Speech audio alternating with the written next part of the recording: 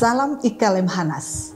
Pada tanggal 6 April 2022, akhirnya DPR menyetujui Rancangan Undang-Undang Tindak Pidana Kekerasan Seksual atau RUU TPKS untuk ditetapkan sebagai Undang-Undang Tindak Pidana Kekerasan Seksual.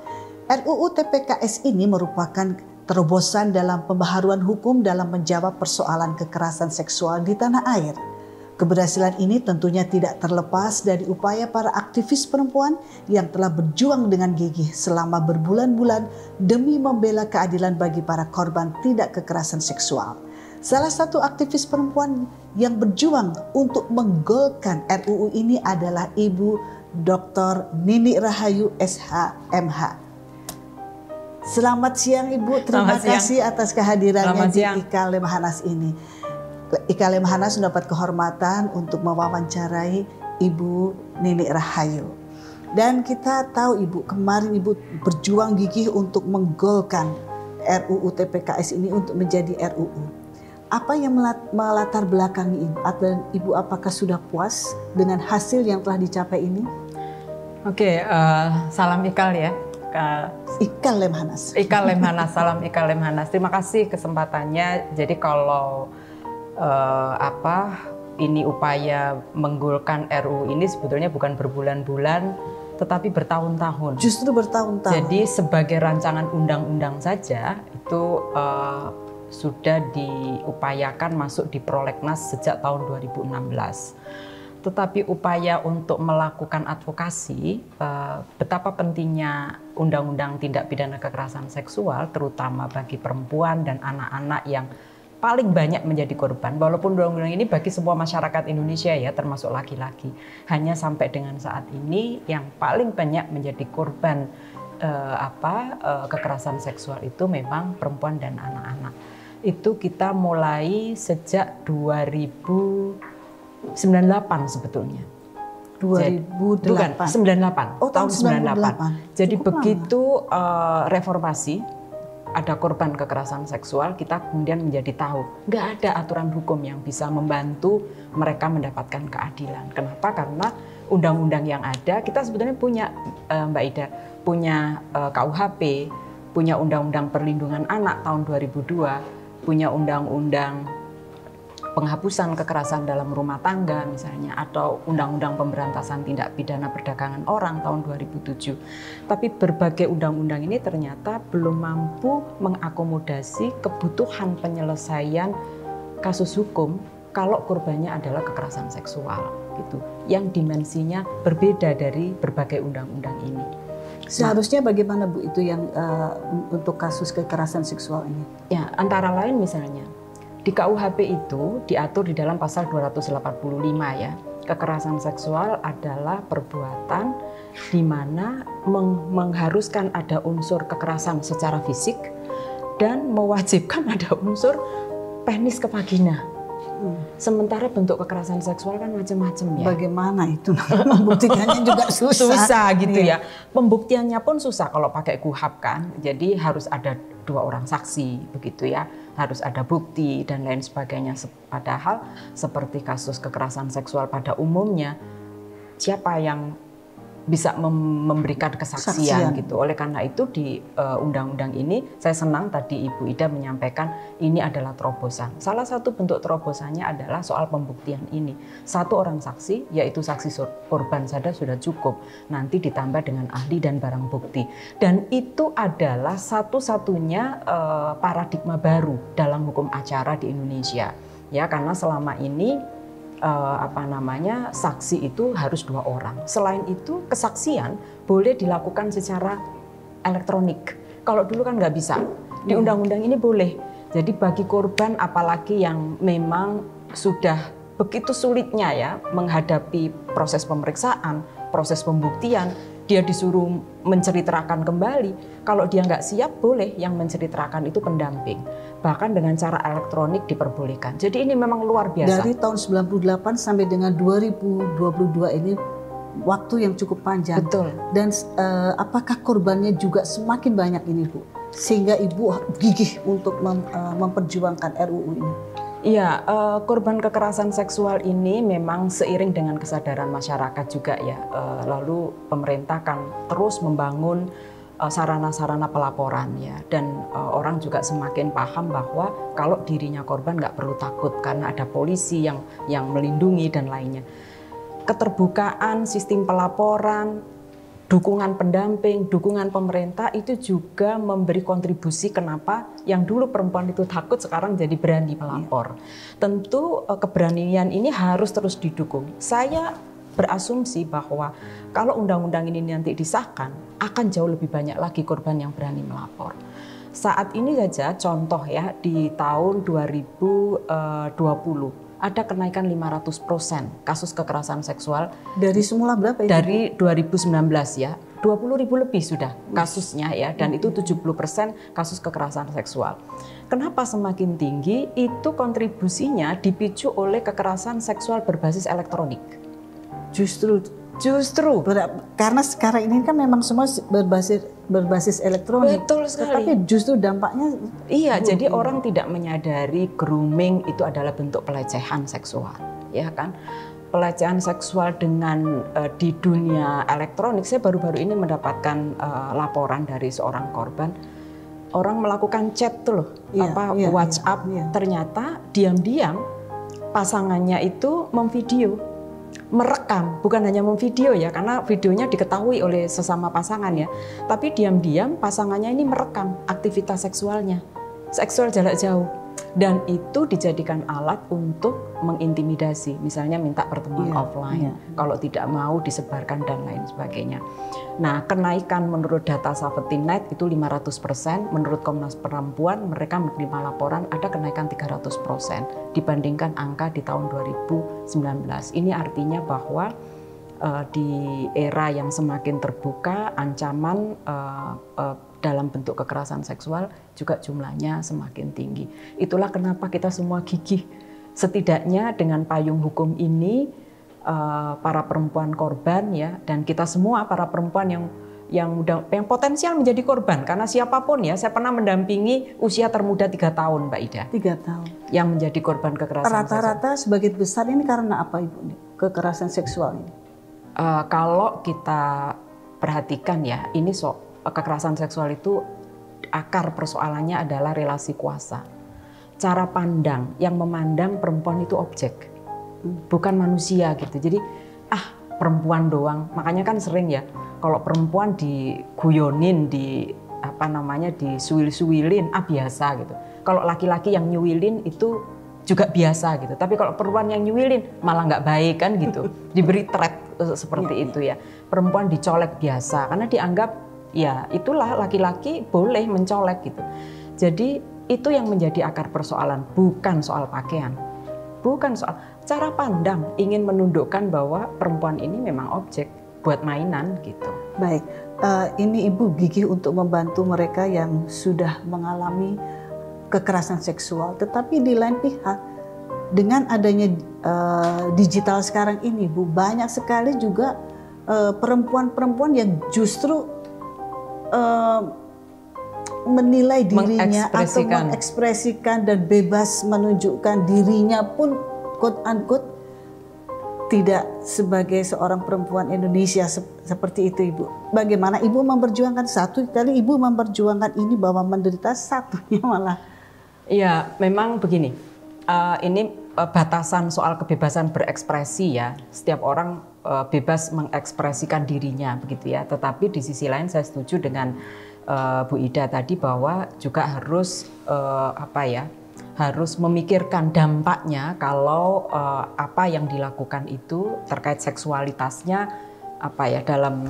dalam banyak persepsi menimbulkan macam-macam orang mempersepsikan orang itu gitu ya, terlampau seksi lu, cara kamu berjalan, cara kamu berpakaian, cara kamu menunjukkan ekspresimu di media sosial itu memicu orang lain untuk melakukan hal, kan bisa ke sana. Ya, sebetulnya berdampak. Nah, jadi memang diperlukan tindakan yang bijaksana ya dalam penggunaan media digital ini. Kita tahu ini sangat membantu dalam kita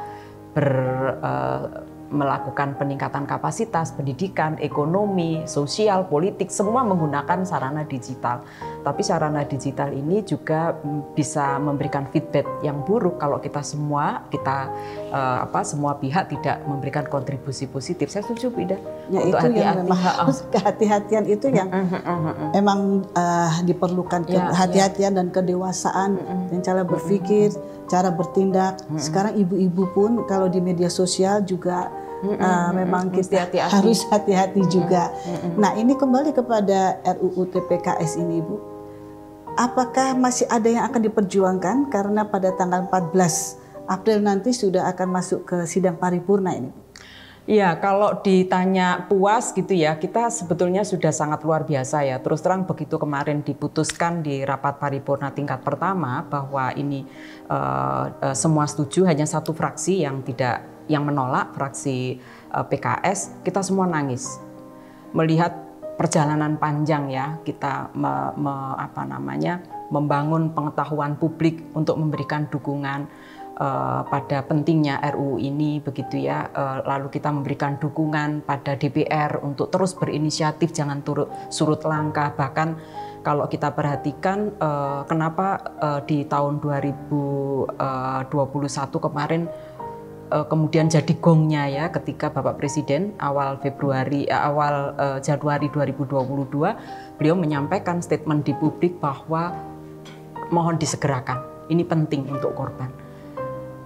Kalau ditanya puas sih gitu ya, cuman memang masih ada beberapa yang kita anggap kurang ya, misalnya apa itu?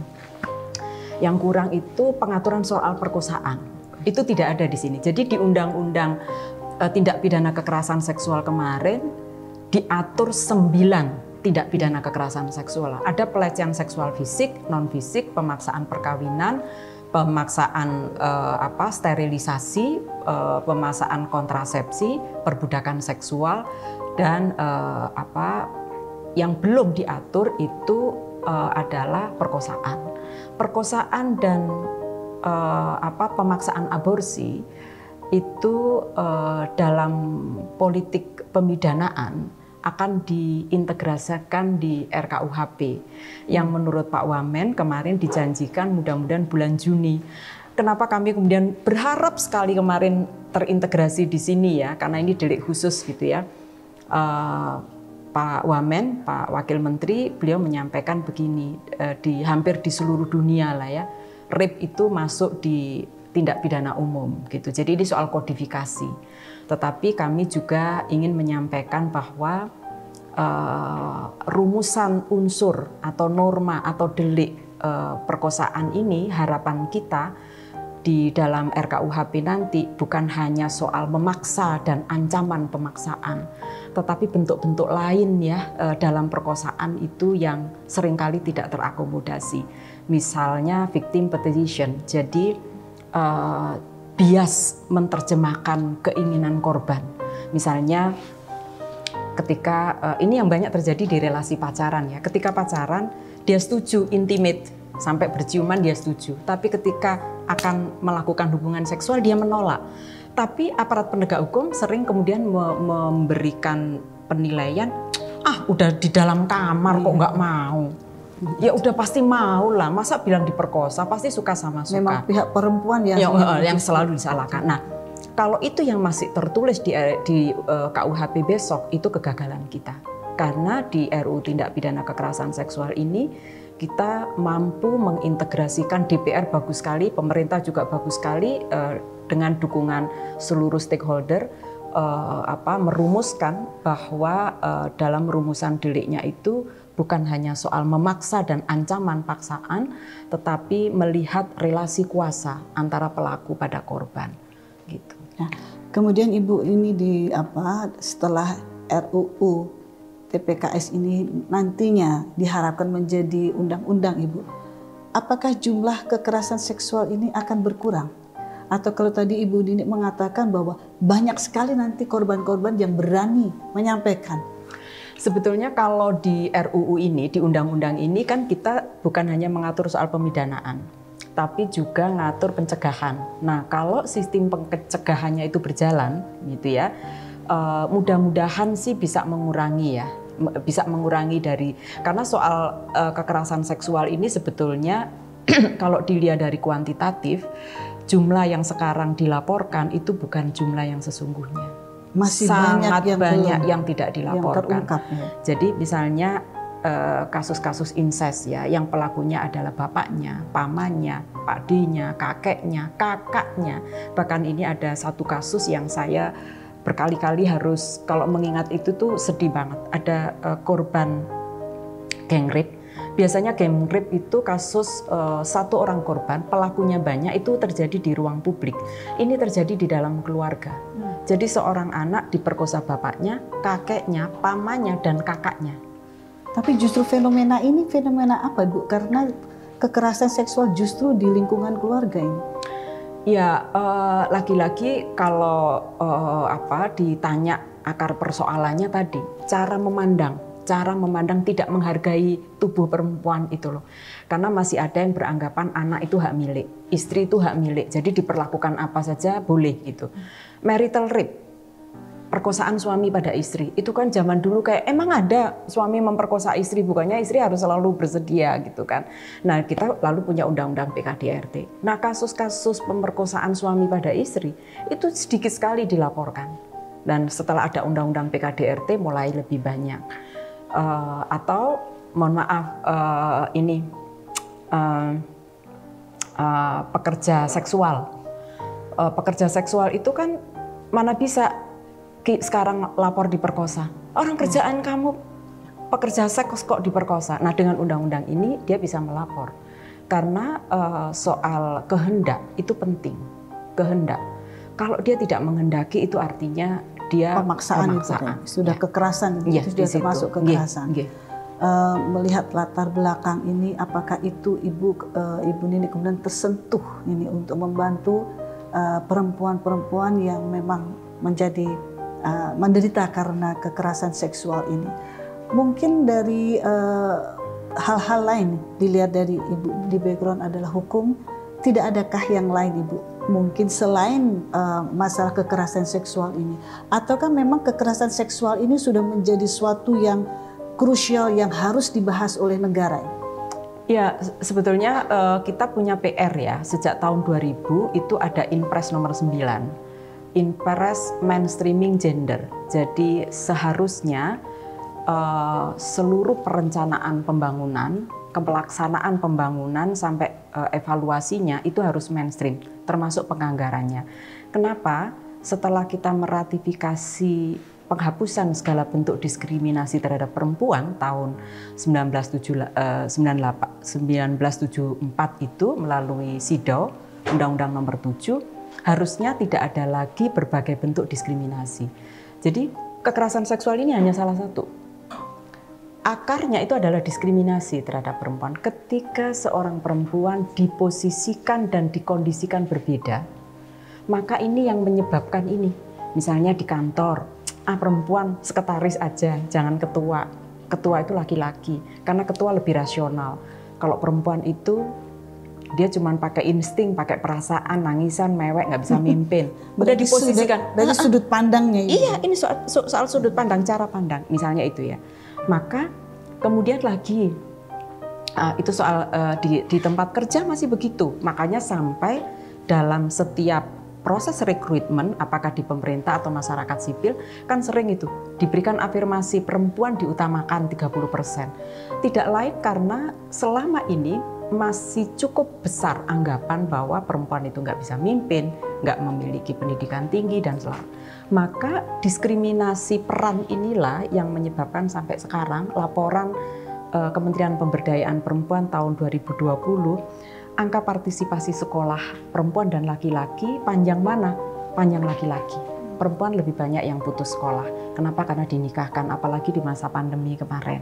Ya, angkatan kerja, jumlah angkatan kerja juga masih lebih banyak laki-laki dibandingkan perempuan. Kepemimpinan apalagi masih lebih banyak. Kalau sekarang kita tanya Kapolda ada yang perempuan nggak ada, paling tinggi Wakapolda gitu kan ya. Kita kan berharap banget. Makanya kita juga berharap banget bahwa beri peluang perempuan untuk berkiprah di mana saja, di bidang politik, di birokrasi, di lembaga keagamaan, bahkan kita kan sekarang juga mendorong ayo ulama-ulama perempuan. Ulama itu bukan hanya orang yang berpengetahuan. Ulama itu artinya orang berpengetahuan agama ya. Orang yang berpengetahuan agama itu bukan hanya laki-laki. Karena dulu itu kalau ulama itu selalu laki-laki.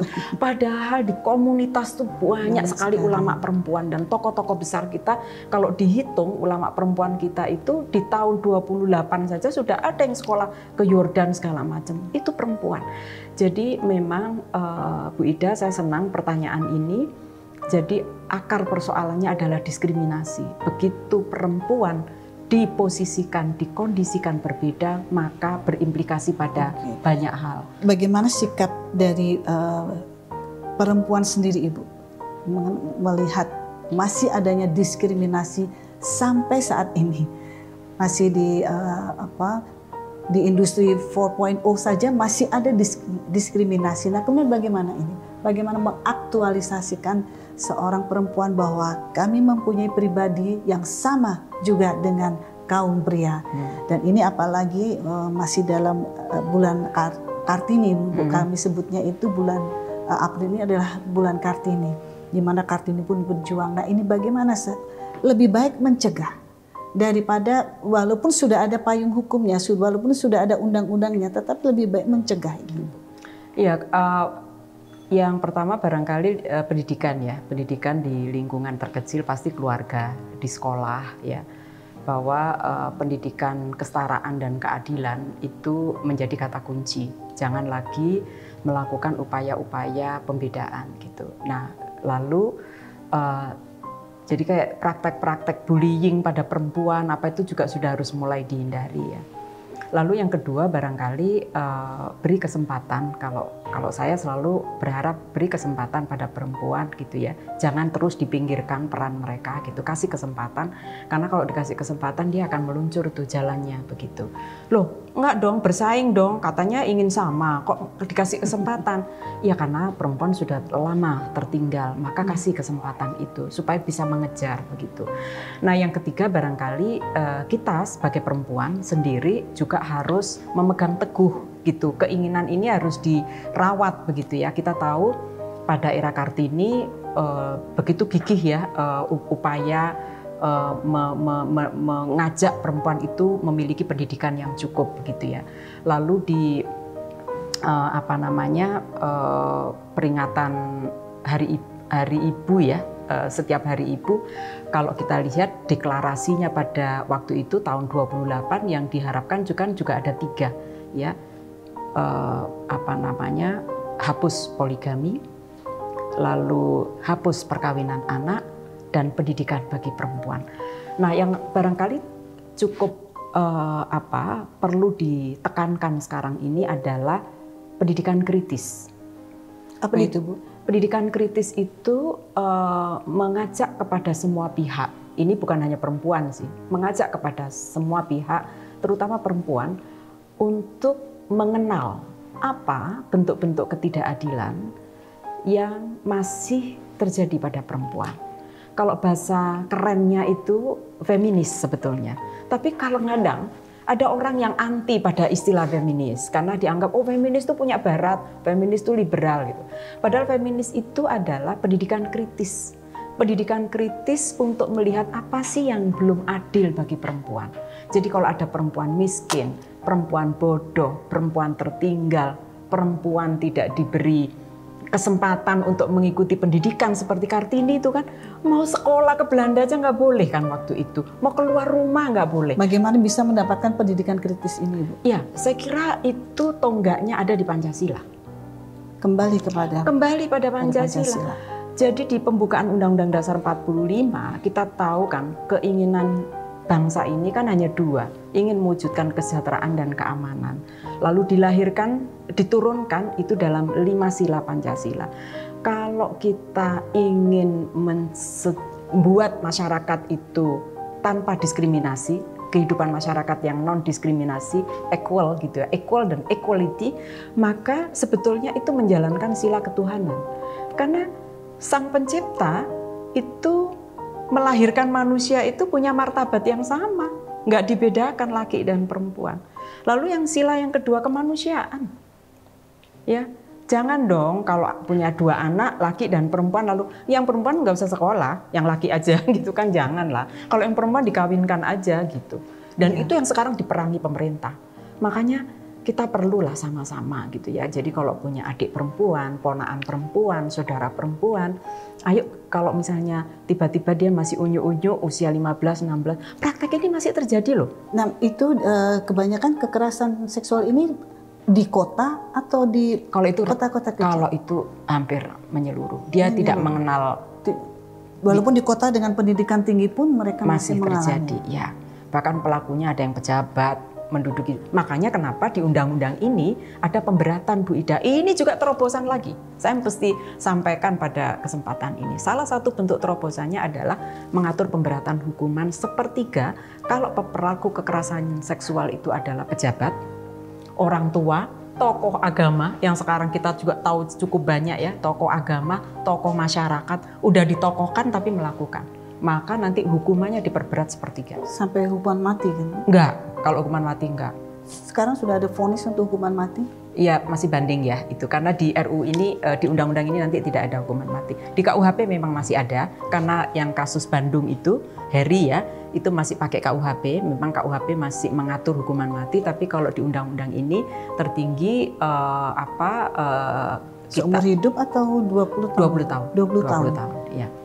Bagaimana dengan korbannya? Apakah 20 tahun ini buat sakit hatinya itu bisa terobati? Sebetulnya begini, kalau ditanya apakah korban kekerasan seksual itu bisa pulih, nggak akan pulih. Rasa sakit korban kekerasan seksual itu akan dirasakan seumur hidupnya. Itu yang saya kenali ya, karena saya memang pernah mendampingi korban, bahkan sampai saat ini. Dia tidak akan pernah bisa selesai korban kekerasan seksual. Tetapi salah satu terobosan di undang-undang ini adalah ada konsep rehabilitasi pelaku. Jadi pelaku kekerasan itu kan juga manusia. Maka dia dikembalikan martabatnya. Seperti mandat yang ada di dalam pasal 28G Undang-Undang Dasar 45. Bahwa negara itu harus memberikan perlindungan pada martabat manusia. Di situ tidak ada kata-kata korban atau pelaku, nggak ada. Artinya korban dan pelaku sama-sama warga negara yang harus dilindungi martabatnya. Korban dipulihkan, pelakunya direhabilitasi. Ada 3 negara di Amerika Serikat yang bahkan punya undang-undang khusus tentang offender. Nah, harapan kita nanti korban dipulihkan melalui program pemulihan dan ada restitusi. Ganti kerugian yang harus dibayar pelaku. Kalau pelaku misalnya karena tua atau tidak punya uang begitu ya, dia karena untuk kebutuhan korban restitusi itu dibayar dulu oleh negara, tapi nanti dia harus membayar pelaku ini dengan cara bekerja di lapas. Yang kedua, program rehabilitasi pelaku itu, pelaku tadi, karena ini soal perspektif dan cara pandang terhadap perempuan yang merendahkan, maka dia harus diperbaiki. Begitu. Jadi ada pendidikan khusus untuk... Apakah sama tempatnya juga di lapas? Di lapas, cuma nanti kita punya di undang-undang ini memandatkan 6 peraturan pemerintah dan 1 perpres untuk tindak lanjutnya, dan itu saya kira IKAL dan Lemhanas harus nanti membantu berkontribusi, membantu merumuskan itu. Ya, Ibu mengingat perempuan ini adalah tonggak bagi negara, di mana dari perempuanlah akan lahir pahlawan-pahlawan juga penerus bangsa. Dan inilah yang harus kita ketahui bersama dan harus kita jaga, sehingga bagi teman-teman atau perempuan lain mungkin harus bisa mengurangi, Bu ya, mengurangi bagaimana tampil di media massa, tampil bagaimana menyampaikan supaya diri kita sendiri pun juga dihargai. Betul. Jadi memang sama-sama ya gitu. Ya. Jadi di satu sisi kita punya aturan gitu, tapi aturan saja kan tidak cukup ya. Tapi juga praktek kehidupan kita sehari-hari harus bijaksana, terutama dalam menggunakan media sosial ya, gunakan secara bijak lah gitu. Baik, terima kasih. Demikian tadi perbincangan kita dengan Ibu Nini Rahayu, aktivis perempuan yang bersama-sama dengan teman-teman aktivis lain telah menggolkan RUU TPKS ini akan menjadi undang-undang, kita harapkan demikian. Dan bagi teman-teman sesama perempuan, marilah kita berusaha menjaga diri kita, menjaga anak-anak kita, agar semua itu dijauhkan. Karena kembali lagi, masalah kekerasan seksual adalah ada di pikiran dan bagaimana penilaian laki-laki kepada perempuan ini masih menjadi objek. Dan selanjutnya dengan RUU ini menjadi undang-undang, semuanya akan bisa terselesaikan. Terima kasih Ibu Nini dan salam Ika Lemhanas.